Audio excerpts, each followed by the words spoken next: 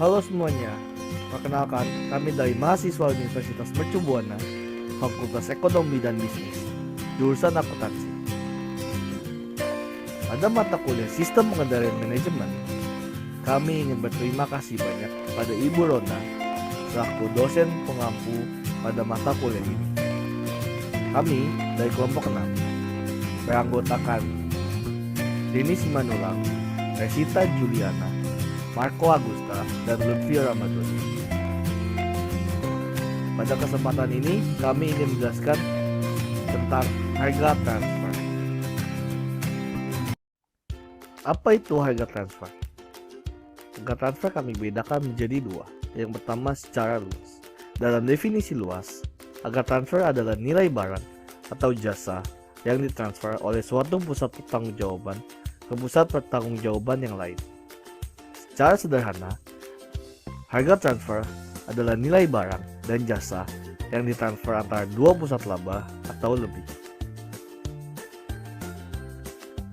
Oke, selanjutnya secara lebih spesifik, suatu kebijakan yang diatur oleh perusahaan untuk menentukan harga transfer atas suatu transaksi, baik harga atas barang, jasa, harta tak berwujud, maupun transaksi finansial yang dilakukan oleh perusahaan.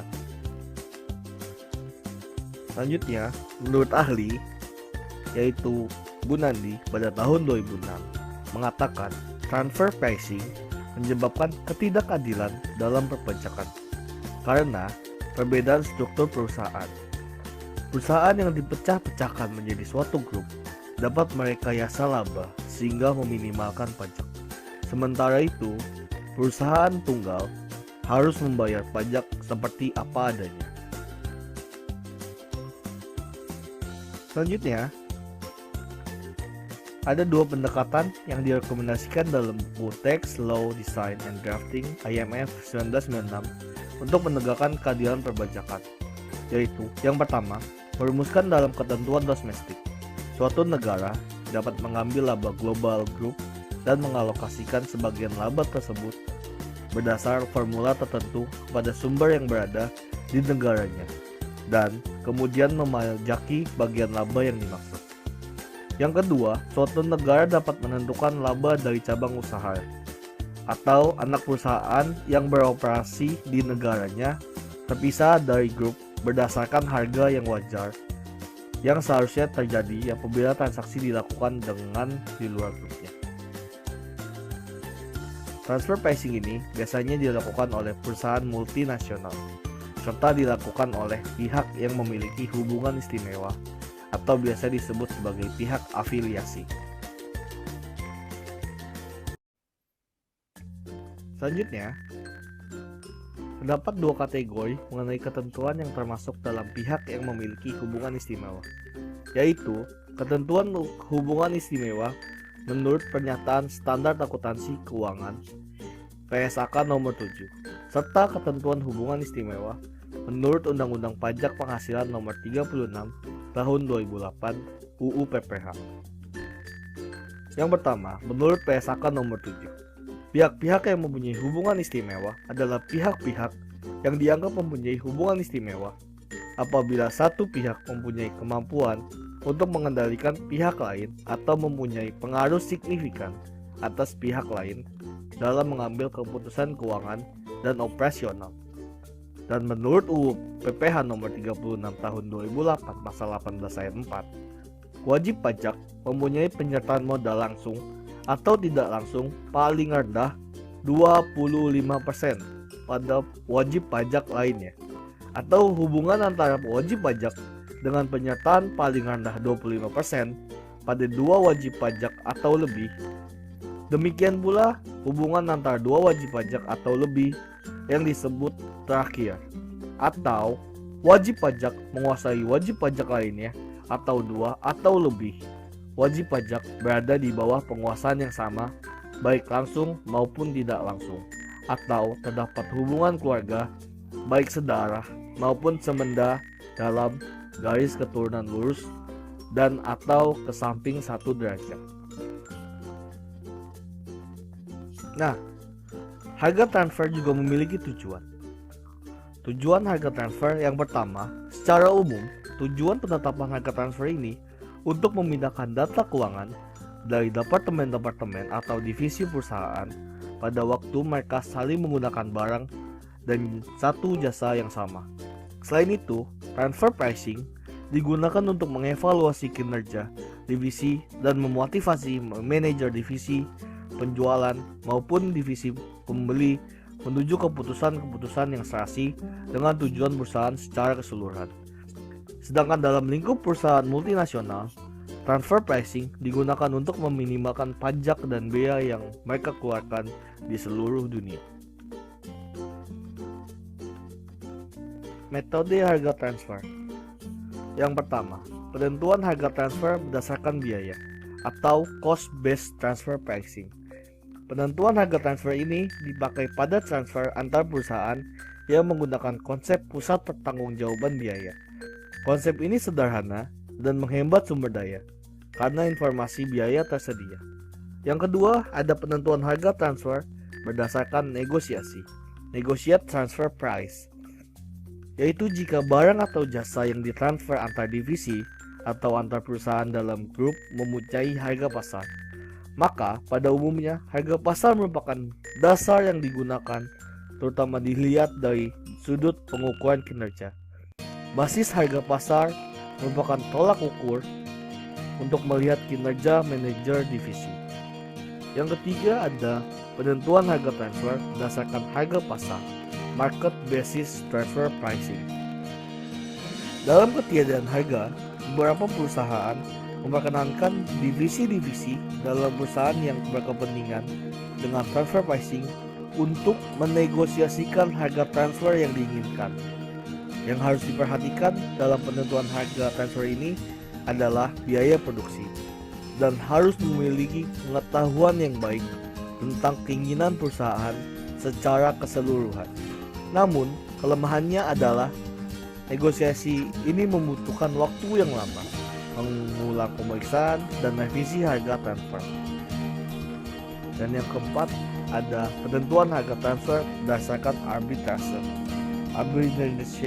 transfer pricing. Pendekatan ini menekankan pada harga transfer berdasarkan interaksi kedua divisi dan pada tingkat yang dianggap terbaik bagi kepentingan perusahaan tanpa adanya pemaksaan mengenai keputusan akhir oleh salah satu divisi.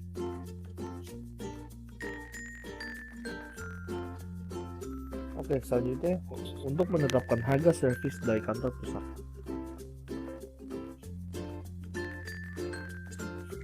Yang pertama ada pengendalian jumlah jasa. Manajer unit usaha mungkin diharuskan untuk menggunakan staf perusahaan yang tidak dapat dikendalikan efisiensi kinerjanya, tetapi dia dapat mengendalikan jumlah jasa yang diterimanya. Ada 3 teori pemikiran mengenai jasa-jasa seperti ini. Yang pertama menyatakan bahwa semua unit usaha harus membayar biaya variabel standar dari jasa yang diberikan. Yang kedua, menjalankan harga yang sama dengan biaya variabel standar ditambah porsi yang cukup memadai atas biaya tetap standar, yaitu biaya penuh. Yang ketiga, menjalankan suatu harga yang sama dengan harga pasar atau biaya penuh standar ditambah dengan margin labanya. Selanjutnya ada pilihan penggunaan jasa. Dalam beberapa kasus, pihak manajemen mungkin memutuskan bahwa unit-unit usaha dapat memilih apakah akan menggunakan unit servis sentral atau tidak. Unit-unit bisnis dapat memperoleh jasa tersebut dari pihak luar, mengembangkan kemampuan mereka, atau memilih untuk tidak menggunakan jasa ini sama sekali. Dan yang terakhir ada kesederhanaan dari mekanisme harga. Harga yang dibebankan untuk servis perusahaan tidak akan mencapai tujuan kecuali metode dalam menghitungnya dapat dimengerti dan dipahami dengan cukup mudah oleh para manajer unit usaha. Pusat laba adalah pusat pertanggungjawaban yang keluarannya maupun masukannya diukur dalam satuan moneter, sehingga laba dapat diukur. Bagi perusahaan yang mencantumkan laba sebagai salah satu tujuannya, pusat laba terpacu untuk ikut mencapai tujuan perusahaan tersebut. Pacuan tersebut timbul karena dengan adanya pusat laba, maka peranan pimpinan pusat laba dalam mencapai tujuan perusahaan menjadi kelihatan lebih jelas. Selanjutnya adalah skema transfer pricing. Berikut saya berikan contoh dua perusahaan yang berbeda negara. PT ABC berasal dari negara A, PT XYZ berasal dari negara B. Kedua perusahaan tersebut telah terafiliasi dan memiliki kerjasama khusus sebagaimana yang telah dijelaskan pada presentasi sebelumnya. PT ABC menjual barang kepada PT XYZ senilai 100.000 dan memiliki untung sebesar 15.000 setelah dikurangi harga pokok dan beban-bebannya. Ketentuan pajak yang berlaku pada negara A sebesar 30% dari profit, sehingga PT ABC harus membayar 4.500 untuk pajak. Sedangkan PT XYZ menjual barang tersebut kembali senilai 140.000 dan masih memiliki untung sebesar 5.000. Ketentuan pajak yang berlaku di negara B adalah 20% dari profit. Maka pajak yang harus dibayarkan oleh PT XYZ sebesar Rp1.000. Jika digabung, kedua perusahaan tersebut harus membayar total pajak sebesar 5.500. Selanjutnya menggunakan skema transfer pricing. Mereka berdua telah sepakat untuk menjual barang dari PT ABC kepada PT XYZ sebesar 90.000. Sehingga profit yang diperoleh oleh PT ABC berkurang menjadi 5.000 dan total pajak yang harus dibayar oleh PT ABC juga berkurang menjadi 1.500.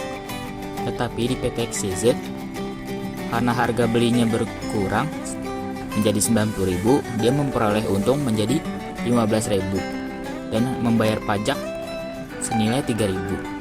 Jika ditotalkan, kedua perusahaan tersebut harus membayar pajak sebesar 4.500. Maka jika dilihat secara tabel, negara A jumlah pajak yang harus dibayar menggunakan harga wajar adalah 4.500 dan dengan menggunakan skema transfer pricing menjadi 1.500, maka pajak yang harus dibayar yang seharusnya 4.500 dan hanya dibayar 1.500, maka pajaknya berkurang sebanyak 3.000.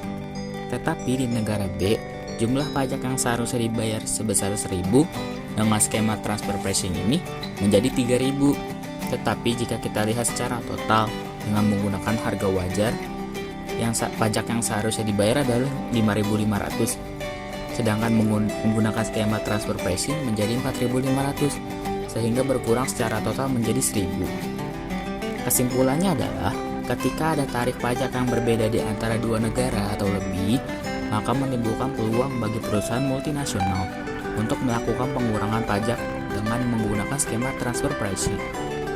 Dengan cara memindahkan laba dari negara yang memiliki tarif lebih tinggi kepada negara yang memiliki tarif pajak lebih rendah.